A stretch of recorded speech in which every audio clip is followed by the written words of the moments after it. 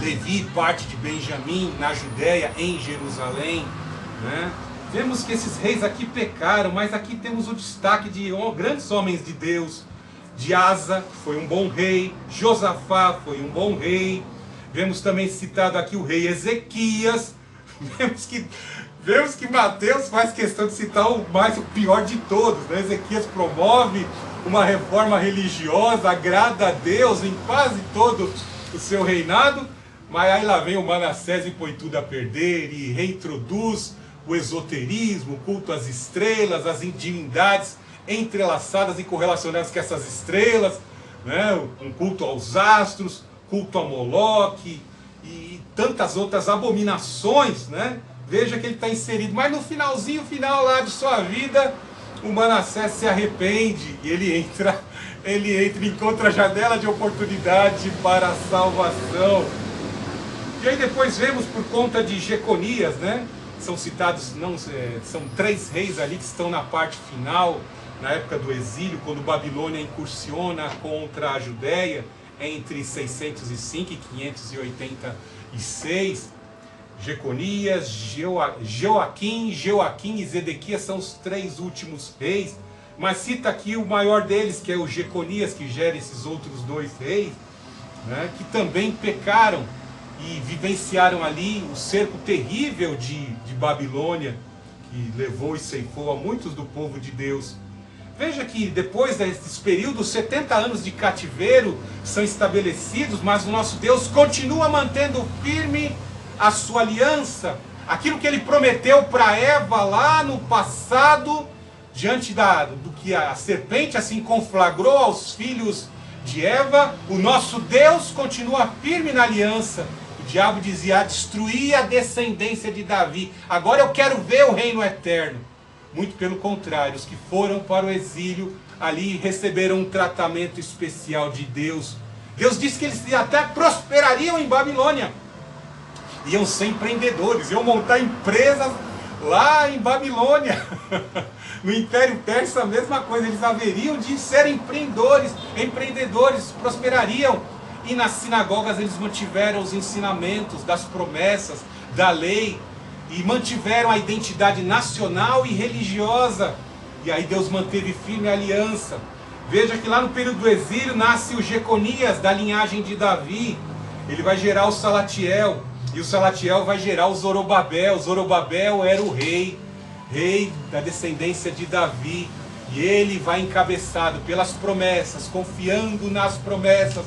Ele vai vir com a primeira expedição de restauração de Jerusalém, 535 antes de Cristo. E aí começa a urbanizar a cidade, começa ali a fazer os primeiros trabalhos para instituir o culto ao Senhor. E aí ele cita aí: Zorobabel gerou Abiúde, Abiúde gerou Eliaquim, Eliaquim gerou Azor, Azor gerou Zadok, Zadok gerou Aquim, Aquim gerou Eliúde, Eliúde gerou Eleazar, Eleazar gerou a Matã, Matã gerou a Jacó, Jacó gerou a José, marido de Maria, da qual nasceu Jesus, chamado Cristo. Algo de maravilhoso, como eu disse alguns instantes atrás, eles fazem o possível, mesmo em exílio, mesmo no vale, mesmo na afronta, mesmo na dificuldade. Guarde, preserve a palavra, confesse a palavra de Deus em meio às aflições. Olha o nome aí dos reis aí, da família dos Zorobabel. Eliaquim. Eliaquim gerou Azor. Aí tem mais aí, ó. Salatiel, Jeconias. Quando você vê aí, Jeconiah, Jeremias, Eliaquim, onde você vê a palavra Iá dentro do nome, é Deus se manifestando. Ou seja, os pais colocando os nomes de Deus, os nomes de promessa, o nome das experiências com Deus nos nomes dos filhos, e gerar isso pela circuncisão, a bênção na descendência. Que coisa maravilhosa. E aí a gente vemos na conclusão até chegar a José. Jesus não foi gerado por homem. Milagrosamente ele foi gerado em Maria pelo poder do Espírito Santo. José era o pai tutor. E isso vem comprovar, Mateus quer comprovar que tanto de Maria como pelo pai tutor havia uma linhagem de bênção, uma linhagem de heróis da fé, uma linhagem de pactos e alianças com o Deus Altíssimo. Veja no verso 18. O nascimento de Jesus foi assim: Maria, sua mãe, estava comprometida a casar-se com José, mas antes de se unirem, ela achou-se grávida pelo Espírito Santo. O Senhor Jesus Cristo sempre habitou de eternidade a eternidade. Ele sempre foi um com o Deus Altíssimo, foi um com o Espírito Santo. Os três estão de acordo, os três estão em harmonia, os três em essência possuem o mesmo poder. Plenitude de poder havia no Pai, no Filho e no Espírito Santo. Mas para cumprir o propósito de Deus, para a salvação da humanidade, bem sabemos que havia necessidade de um sacrifício. O próprio Deus, somente Ele pode remover pecados. E aí havia necessidade de se utilizar da vida de mais uma mulher, a quinta mulher em destaque no Evangelho de Mateus. Uma mulher que estava consagrada, já tinha, entre aspas, até recebido talvez o dote ali, né? Pois as mulheres assim eram feitas num acordo com outros familiares, dedicada para se casarem com filhos, né, do sexo oposto, com outras famílias. Então vemos ali que essa mulher já estava dedicada. Dos 12 aos 15 anos, geralmente, é esse período em que se separavam as meninas para estarem determinadas a casamento com os seus cônjuges. E ela já estava ali separada para se casar com o José. Então ali ela já passa a ser mulher. Com 12 anos, já em acordo dos pais, ela já passa a ser mulher de José. Mas nesse período aqui vemos que o Espírito Santo ali, ele está buscando uma jovem naquele período certo, já determinado pelo Altíssimo. O Espírito do Altíssimo vê graça na Maria, o destaque dela e escolhe ela. É muito comum vermos como o diabo, através das histórias pagãs, mostra lá o deus Zeus, Júpiter, né?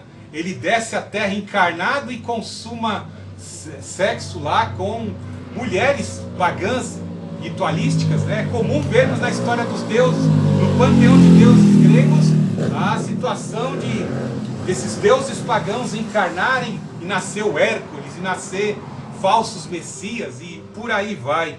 Veja que no nosso Deus aqui é bem claro em dizer que não houve intimidade.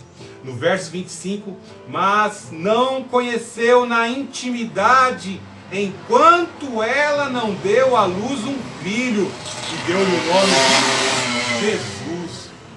Houve um milagre, ou seja, o Espírito Santo, num período fértil de Maria, fecundou milagrosamente o óvulo de Maria, sem nenhum contato sexual. Isso é um milagre, para que não houvesse contaminação na natureza. Natureza de mulher e semente de Deus, para gerar um homem perfeito, sem inclinação ao pecado. Louvado seja o Senhor Jesus Cristo. Tentado em todas as coisas, mas não propenso à destruição ao mal, como os seres humanos. Veja no verso 19.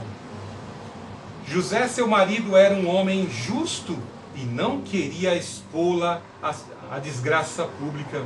Por isso, decidiu separar-se dela secretamente. Tendo José isso em mente, o anjo do Senhor apareceu-lhe em sonho, dizendo: José, filho de Davi, não temas em receber Maria como tua mulher, pois o que nela foi gerado é do Espírito Santo. Imagine ali a notícia quando José, que sabe que a sua noivinha, preparada para ele, estava grávida. Gerou muita tristeza e frustração, mas ele era um homem bom e justo. Veja como Deus escolhe até o pai tutor, né? Veja que Deus está separando José. José, cuida do meu filho. O Deus eterno envia um mensageiro para José e diz: cuida do meu filho, José, que vai nascer. Ela não ficou grávida de outro homem. É obra milagrosa do meu Espírito para gerar o Filho de Deus. Somente pela revelação do sonho as dúvidas são sanadas e a paz é trazida ao coração de José, visto que naquela época, se ocorresse uma situação como essa da mulher que estava em contrato de casamento, ficasse ali grávida, ela seria levada a um local público e ali apedrejada. Veja que José quer quebrar o contrato e não quer que ela passe por essa desgraça pública, né? Que poderia ser inventado qualquer outra história, ele pensou. Diga que ela foi estuprada por um soldado romano, aconteceu uma maldade, uma perversidade, mas que não foi nem eu, nem ninguém aqui próximo que fez isso por concessão dela. Note que ele amava muito ela e ele planejava uma saída, uma solução, porque ele também confiava na índole de Maria. Mas o anjo intercepta e fala: assume ela, porque eu escolhi você para ser o pai tutor do meu filho e para cuidar da sua esposa Maria. Ela vai precisar muito de você. E ela dará à luz um filho, a quem darás o nome de Jesus, porque ele salvará seu povo de seus pecados. Aí é revelado a José o plano. O Deus Altíssimo revela este que está sendo gerado no filho da tua mulher é o Salvador do mundo. O próprio nome do Filho de Deus, Jesus, significa Yahvé, salva. Depois mais um nome é incrementado no final, pois ele é chamado de Emanuel, que significa Deus conosco, ou seja, ele é o único que pode salvar e ele está conosco. Neste Natal, na compreensão daquilo que Mateus escreveu acerca do plano de Deus para a salvação, nós devemos nos apegar. Não devemos desprezar a genealogia, pois havia uma intenção, havia uma motivação de Mateus em escrever tudo isso. E o Espírito Santo usou esse escritor, uma pessoa letrada como Mateus, para escrever e descrever esses fatos importantes, esses relatos importantes, essas pessoas em destaque, esses personagens em destaque que ele coloca na sua aliança, que corroboram para a nossa salvação. Não podemos perder a esperança. Quando Jesus encarna, o Filho de Deus encarna, é uma demonstração de Deus para as nossas vidas que Ele se importa conosco. Por isso, se você não atingiu aquilo que você estava buscando, não alcançou alguns alvos nessa terra, algumas coisas que você havia intencionado desde o começo do ano, entenda o sim, o não e o talvez de Deus. Entenda que em todo esse processo em que você aguardou de Deus uma resposta, você buscou a intervenção de Deus, Deus verdadeiramente interviu. E quando Ele disse um talvez, Ele livrou você de muitas, fez você esperar, fez aquele dia você não sair de casa, fez você tomar uma porta na cara, tomar um não, passar por uma rejeição. Deus livrou você de um acidente, Deus livrou você de um problema a curto, a médio e a longo prazo. Quantas pessoas, ontem aqui no bairro estava uma folia total, né? E em quantos bairros aí na periferia da Zona Leste, em todo o Brasil, pessoas estavam a beber, estavam ali a consumir demasiadamente, despreocupadamente, e talvez a noite de ontem foi a última noite daquela pessoa em família, em convívio com os amigos, mas despreparados para a salvação eterna. Jesus se preocupa com você e por isso Ele está trazendo essa mensagem nessa manhã. Está preocupado com a tua alma, com a tua salvação pessoal. Ele está preocupado com a tua família e Ele quer você e sua família na presença dEle hoje, adorando e exaltando ao menino Jesus, adorando e exaltando ao Senhor Jesus Cristo, porque Ele é Pai, Ele é menino, Ele é o Senhor eterno, o Príncipe da paz. Louvado seja o Senhor Jesus Cristo nesta manhã.